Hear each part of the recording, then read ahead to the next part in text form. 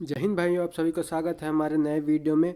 जैसा कि मैंने आपसे कहा था कि अगर आपको एयरफोर्स एक्स वाई ग्रुप के सिलेबस का वीडियो चाहिए तो आप हमें कमेंट करें।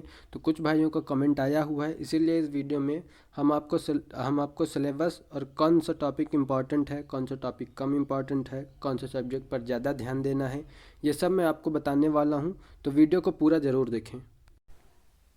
सबसे पहले बात करते हैं इंग्लिश के सिलेबस के बारे में।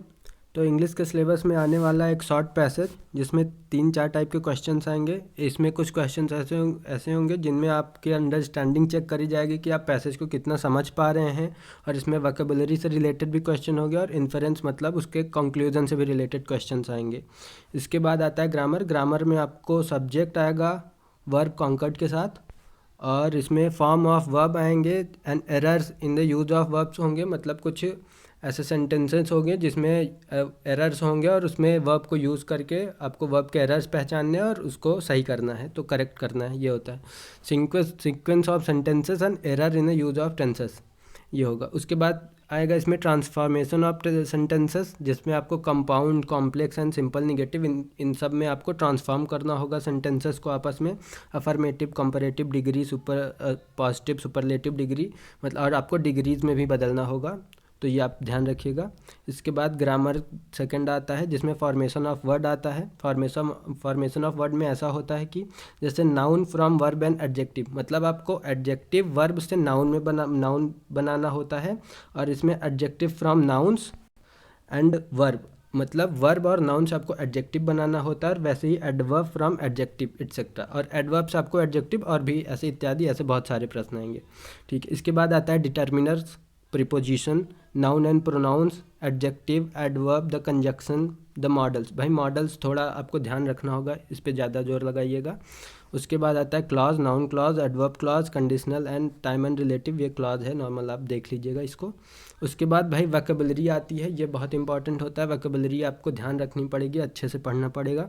सिनोनिम्स इन कॉन्टेस्ट, एंटोनिम्स, ये सब one word substitution, spelling pitfalls, और ये सिंपल इडियम फ्रेजेस आते हैं, और ये सब आप ध्यान रखिएगा। Word often confuse, selection of correct word and fitting in a sentence, ऐसे और भी आते हैं। Word often confuse, selection the word, इसका मतलब होता है कि कुछ ऐसे सेंटेंसेस दिए रहेंगे जिसमें आपको एक सुटेबल वर्ड जो है वो भरना होगा, करेक्ट वर्ड फिट करना होगा उसमें, वो आप ध्यान रखिएगा। इसके बाद आता है नरेशन, जो कि बहुत इंपॉर्टेंट है। नरेशन मतलब डायरेक्ट इनडायरेक्ट आपको समझना पड़ेगा, डायरेक्ट इनडायरेक्ट आप पढ़ लीजिएगा। और इसमें आता है वॉइस, एक्टिव पैसिव। नरेशन और वॉइस में ये ध्यान रखिएगा कि आपको दोनों में डायरेक्ट से इनडायरेक्ट एंड इनडायरेक्ट से डायरेक्ट दोनों में आ सकता है। आपको डायरेक्ट से इनडायरेक्ट में बदलना पड़ सकता है, आपको इनडायरेक्ट से डायरेक्ट में बदलना पड़ सकता है। ऐसे सेम ही एक्टिव पैसिव में भी है, आपको एक्टिव से पैसिव एंड पैसिव से एक्टिव दोनों आएगा।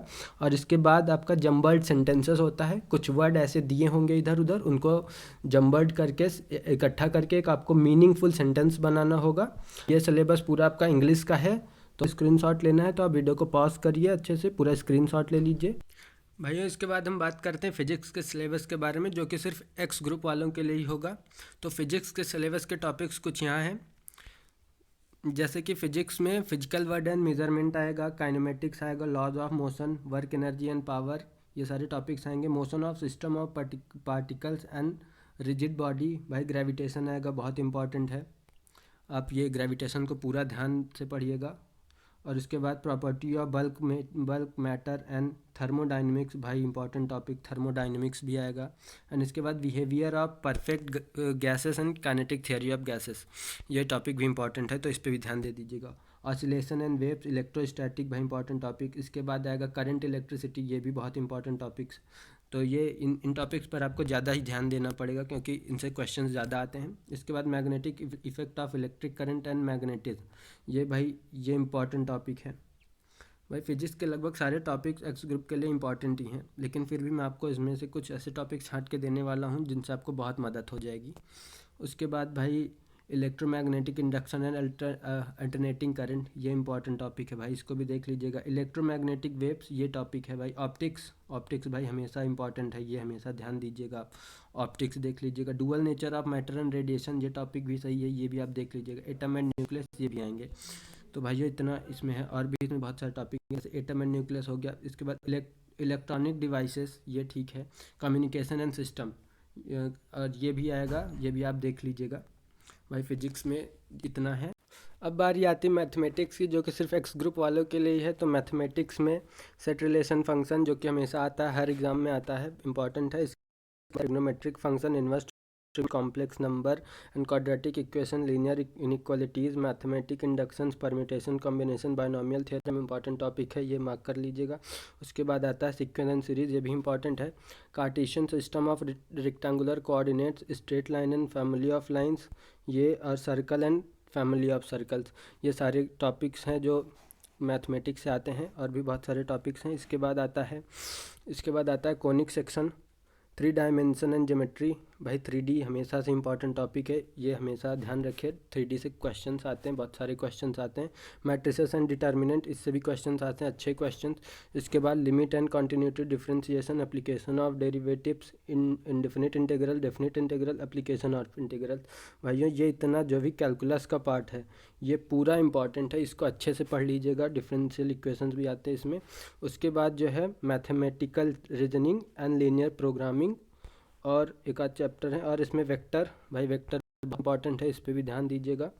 वेक्टर एंड प्रोबेबिलिटी स्टैटिस्टिक्स से स्क्रीनशॉट ले लीजिए। अब अंतिम में आता है रीजनिंग एंड जनरल अवेयरनेस, जिसमें रीजनिंग आती है वर्बल एंड नॉन वर्बल दोनों, जिसमें न्यूमेरिकल सीरीज होती है, distance and direction sense test, mathematical operation, number ranking and time sequence test, assign artificial value of mathematical digit, insert correct mathematical sign, human relation होता है जिसे blood relation भी कहा जाता है, कोडिंग एंड डिकोडिंग होती है, ऑड मैन आउट होता है जिसे विषम छांटना कहते हैं। और इसके बाद म्यूचुअल रिलेशन प्रॉब्लम्स होती हैं, टालेस्ट यंगेस्ट रिलेशंस होते हैं, डिक्शनरी रूट्स होती है, एनालॉजी होती है, नॉन वर्बल रीजनिंग होती है, number coding and number puzzle होता है, ये होती है रीजनिंग से। इसके बाद आता है बेसिक मैथ्स, जो कि आप नॉर्मली 8th या 10th तक के सिलेबस से बिलोंग करती है। इसमें आता है ratio and proportion, average, LCM HCF, profit and loss, time distance and speed, जिसमें एलसीएम प्रॉफिट एंड लॉस से ज़्यादातर क्वेश्चन पूछे जाते हैं। परसेंटेज भी एक इंपॉर्टेंट टॉपिक है। Simplification of numbers, fraction, area of triangle, sequence and rectangle, surface area and volume of cuboids, इससे भी एक क्वेश्चंस पूछे जाते हैं लगभग हर पेपर में। सिलेंडर, कोन एंड स्फेयर भी इसमें आता है। इसके बाद आती है प्रोबेबिलिटी, सिंपल ट्रिग्नोमेट्री। प्रोबेबिलिटी भाई इंपॉर्टेंट है। सिंपल ट्रिग्नोमेट्री यानी कि जो हम लोगों ने trigonometric function and trigonometric ratios पढ़े हुए हैं 9th और 10th में, उसी से क्वेश्चंस आएंगे, लेकिन क्वेश्चंस थोड़े आसान होंगे, ज़्यादा टफ नहीं होंगे, इसमें आपको चिंता करने की कोई बात नहीं है। इसके बाद आता है general knowledge and current affairs. इस पे जो वाई ग्रुप वाले हैं इनको विशेष ध्यान देना है, क्योंकि ये पूरा जो रीजनिंग एंड जनरल अवेयरनेस है ये पूरा वाई ग्रुप वालों के लिए ही है, तो विशेष तौर पर उन्हीं को ध्यान देना है।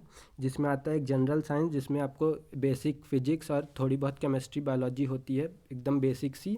इसके बाद आती है सिविक्स, ज्योग्राफी, करंट इवेंट्स यानी करंट अफेयर जिसे कहते हैं हम लोग अपनी भाषा में। उसके बाद आती है हिस्ट्री, बेसिक कंप्यूटर ऑपरेशंस आते हैं। बेसिक कंप्यूटर आप थोड़े दिन, इसको 15-20 दिन में ये आप पूरा प्रिपेयर कर सकते हैं कंप्यूटर का, इसमें कोई आपको प्रॉब्लम नहीं होने वाली।